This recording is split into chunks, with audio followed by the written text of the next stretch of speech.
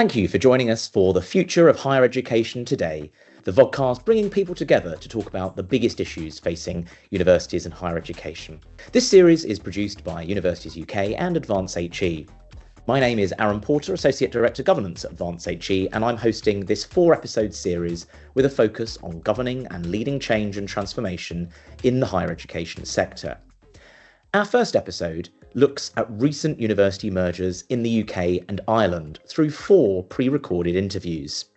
First, we'll hear from Gail Ditchburn, a partner at Pinsent Masons, who has provided legal counsel to City University London and Health Sciences University, amongst others, throughout their merger processes. So it's really important if you, in anticipation of a merger, even if you've not necessarily signed the deal, exchange contracts, that when you're communicating with your students, that you do contemplate that there may be a merger in the future, because of course the awarding body may well change. We'll then hear from Professor Sir Anthony Finkelstein, President of City St George's University of London, and Leslie Haig, Vice-Chancellor of the Health Sciences University, with campuses in Bournemouth and London. Merger is difficult, but actually sustaining effective operational partnerships short of merger is almost more difficult. It very much was a marathon, not a sprint. So how do you look after your people on the way through? Finally, Tig Lean will share insights from his previous role overseeing the designation and merger process that created the multi-campus Munster Technological University in Ireland in 2021.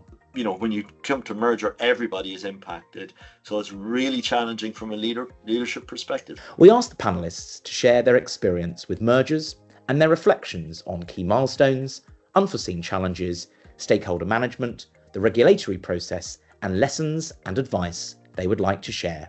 Let's hear from Gail Ditchburn, a partner at Pinsent Masons. It's been a fairly busy last couple of years, I would say, in the higher education sector. I'd probably say I've probably done about 3 mergers in the previous 10 years, and then I've done 3 in the last year.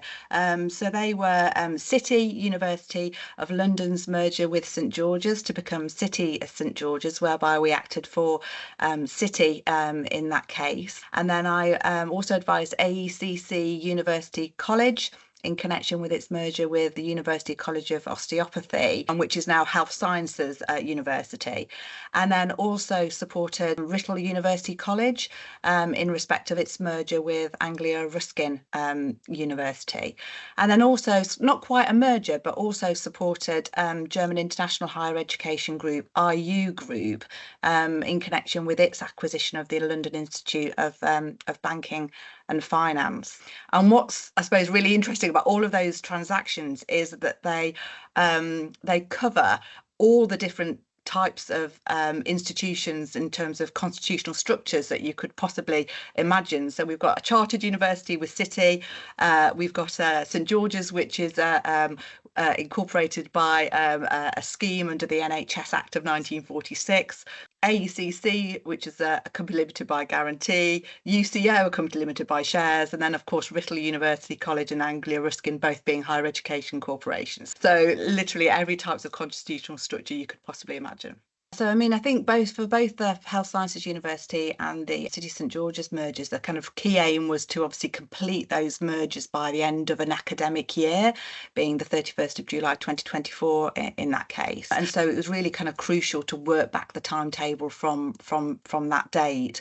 Whereas with Writtle, the aim was simply to complete the merger as soon as possible and as soon as the sort of parliamentary timetable would allow. So as you can imagine, in terms of the due diligence that has to be done, that is really extensive and significant. And sometimes that can be done in 2 phases. Certainly there would be a sort of a phase of due diligence where it's a real kind of high level sort of red line issues that need to be drawn out, the kind of real risks that the merged institution would have to face if the 2 institutions were combined. And then a sort of a second phase due diligence, which subject to that first phase giving the route through to then a decision to merge, then actually going into sort of the more granular detail as to, okay, what do we actually now need to know in order to affect the merger? What things do we need to ensure that are in place before we can proceed? And so that process is really sort of quite significant, and making sure that's done properly so that we don't then have the sort of latest surprises that come down the track.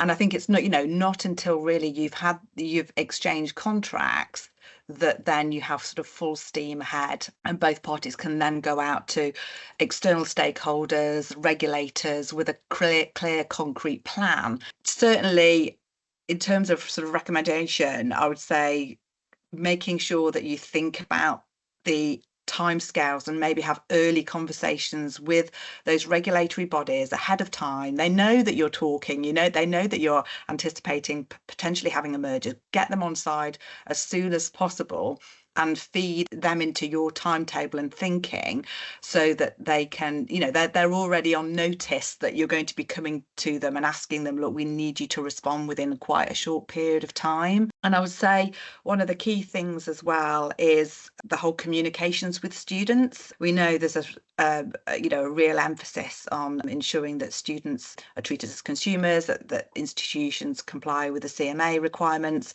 And so it's really important, if you, in anticipation of a merger, even if you've not necessarily signed the deal, exchange contracts, that when you're communicating with your students, that you do contemplate that there may be a merger in the future, because of course the awarding body may well change, and it saves a lot of challenges later in terms of then changing terms and conditions, etc., if you've already given your potential students in particular the heads up that the awarding body might change. As well, I think the OFS certainly was probably on a bit of a learning journey itself as part of, some of these transactions, because they, hadn't necessarily as a regulator experienced having to go through some of these sort of merger processes. So it was around kind of, everyone sort of being as supportive and collaborative in terms of sort of process and weaving our path through. Now we'll hear from Professor Sir Anthony Finkelstein, President of City St George's University of London.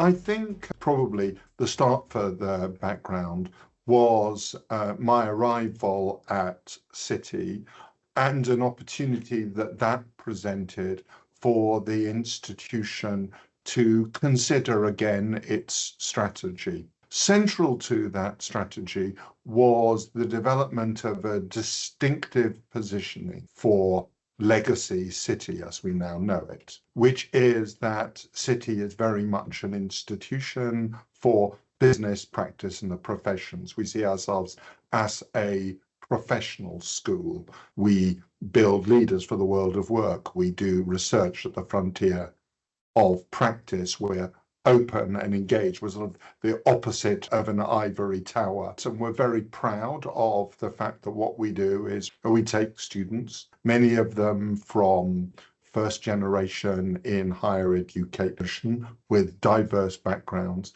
and get them great jobs in the City of London and beyond in London. By that means, transform lives and opportunities for families. So given that position for the institution, it was clear that there were further professional opportunities which we did not at that time have the opportunity to develop. There was also an appreciation that in the current higher education environment, that scale was going to be important, that it gave interdisciplinary opportunities, that it gave resilience, that it gave a whole range of things. I was actively looking for opportunities to extend our professional set of programs and activities, and became aware that potentially St George's might be an interesting opportunity to forge a combination with. Well, I mean, the first thing is I was very fortunate to have an excellent council who really stepped up to the role of being a board. They were supportive, but sharply challenging. They deployed, many of them are senior professionals. they deployed their knowledge and expertise in support of this, and I'm incredibly grateful. I learned a good deal from them. I always felt that I had their support, but that they were putting the best interests of the institution first. So I was very grateful for that. I would say that the thing that they particularly were very good at is, one, they really wanted me to drill down on the risks. That was very effective. They were demanding around the due diligence and really getting good granularity on the due diligence, and that was wise. And they sent my financial plan back several times. And they were right to do so because it wasn't adequate. And as a consequence, through multiple iterations, we have a financial plan that is as robust as is possible in the broader circumstances. There are experienced people who could see the ups and the downs. They could see the funny side of things. And it was a very good process. The first thing, I think the thing I would say is start with strategy and start with what you want to be. A partnership which reinforces your distinctive proposition. There's nothing more attractive than being uniquely yourself and proud of yourself and authentic with your identity. And then if that says absolutely that your merger has to be authentic. The costs show up faster than any efficiencies that you might think. And of course, there are other, legal and operational requirements, which mean that you can't necessarily secure those efficiencies in the short term. I think the other bit, which maybe again is a useful lesson, is it's not always on the balance sheet. You can look at the balance sheet of a university and you can go, oh, well, it's a bit rough, but they look like they're okay. And quite frankly, I think merger is difficult, but actually sustaining effective operational partnerships short of merger is almost more difficult. And the doing of merger is difficult. But once you are a combined institution, you have opportunities that are, substantially greater. And then the last observation, which is sort of, blindingly obvious, it's all about people. It's always all about people. It's about people, their interests, their responsibilities, their understanding, their status. All of these things are an important part of that and shouldn't be neglected. Now we'll hear from Leslie Haig, Vice-Chancellor of Health Sciences University.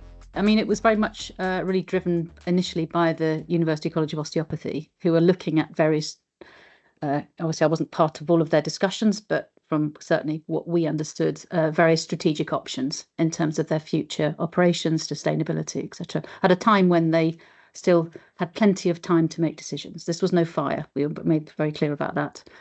Everything takes much longer than you expect, of course, because you're in your head that actually you just need to find an answer to a question, but of course that then sits in someone else's inbox. So like everything. So the contingency that you need to build in terms of time is critical. Nerves get extremely jangled by the people that you would least expect, I think, interestingly. So keeping a cool head. And I think surrounding yourself with people that are also keeping cool heads, because actually this is just a journey. So there's highs and lows in this journey, and it's inevitable that there'll be times when it feels impossible. I think it was sort of I'm relatively good in those sorts of situations, so I just that was fine. I sort of huge bumps in the road that come along that almost derail. That's kind of interesting. But actually, in hindsight, feel like they're not that big, but at the time they feel really huge. So I think just expect those and ride them. Even though I think we paid quite a lot of attention to the cultural piece and communication, it really is everything. The absolute sense of loss felt by certain people was even more catastrophic than I could have imagined. But you can be sympathetic and work things through, but you can't change it. But being available, I think, is, and so I think we were relatively good at that. But even that, I hadn't foreseen the level of loss, I think, that people would feel. Staff are critical because they will take what's said and somehow extrapolate it into something that you could never have intended. So I think that sense checking and consistent messaging is really, really important. Not over promising, being really transparent and upfront as much as you can be, but keeping the narrative really simple. Making it very, very clear exactly why this is happening. Because again, they'll all make some, actually it's happening because the institution's failing, or this has had, they'll fill in every single gap that you leave. I was trying it out on people before I went kind of large, so actually finding a small group, trying out on self-association, trying out on this. So that was, I think, very useful. And then obviously in several media at the same time. So recording something and putting out in a comms, but keeping the same messaging again and again. So they got fed up with it because actually how that gets portrayed then to other people, they'll all fill in the gaps. And when you're dealing with heritage institutions where there's so many alumni, the Chinese whispers just get elongated. So I think that's one thing, and that's really from the board down. They've got to have the same language the way through. So giving them information, giving them the lines, making sure the presentations all have the same thing I think that's, I guess, one of my key things, really. I think one of the things I realised is there's definitely a change curve. And of those of us that are really heavily involved are right at the front of that curve. Most people aren't. Most people are on the tail, if you're lucky, depending on how much they dip in and out. And actually, watch the tail, because the tail will catch up. And while you're in celebratory mode, other people definitely aren't. And there will be people around that, and I've heard this from various professions, that would pretty much rather it had closed down than had merged. So you are dealing with people that you at the end you just have to kind of go with your instinct and make sure that you're doing the right thing for your employees, for the institution, because there will always be a tail of people that really don't want it at all. So I would urge caution for the rest of the sector, thinking that mergers are things that you just go through and they're relatively transactional. They are incredibly emotional experiences for everybody involved. But it is really time consuming and it's expensive. So you're getting additional resource in. There'll be some transaction. There's legal fees. There's clearly transactional charges. Taking on new assets that may or may not be in various states of repair and not. So there's all sorts of things behind that. I guess it's that sort of sense. It very much was a marathon, not a sprint. So how do you look after your people on the way through? I think we managed it, but there were people that were feeling that they were being hauled in different directions because we had to keep the pace going. And I think you can obviously it's quite tricky, isn't it? Because you look then back, we put in a business case for this at very early spring. We're now 8-9 months later. We've got a new government. Things are changing. So in good faith, you can only deal with what you've got in front of you at the time, but you've got to be confident. Let's hear from Ty Glean at the multi-campus Munster Technological University. My role was first and foremost towards the designation process, and there were certain criteria, etc., around that. But then also, as part of that, I was also, for my institution, we were merging with one other institution. I was the merger lead for that project. Yeah, so I suppose taking the kind of helicopter view, we would have been, up until very recently, Ireland would have had a binary higher education system. So it would have consisted of traditional universities and then institutes of technology. And from about 2008 onwards, a number of institutes of technologies were pushing strongly for university designation. That became the technological university designation process. And one of the prerequisites for any application for that designation was that institutions had to merge. So they weren't accepting any applications from individual institutes of technology. There had to be a consortium, a merger. And so that's how mergers were, I suppose, introduced into the game, as it were. So two things. So the first thing is merge quickly. And there are two aspects to that are really critical. One is leadership. So in order to merge quickly, you're going to have to make some really big and really difficult decisions. And that has to come toned from the top. And, it's really easy to back away from really hard decisions. because there's a lot of people going to be impacted. You can use phrases like, you have to break some eggs to make an omelette, but that's all well and good. But if you think you're one of the eggs, it feels very different. When you come to merger, everybody is impacted. So it's really challenging from a leadership perspective. So unless you have real courage and real commitment at the leadership level to make those difficult decisions.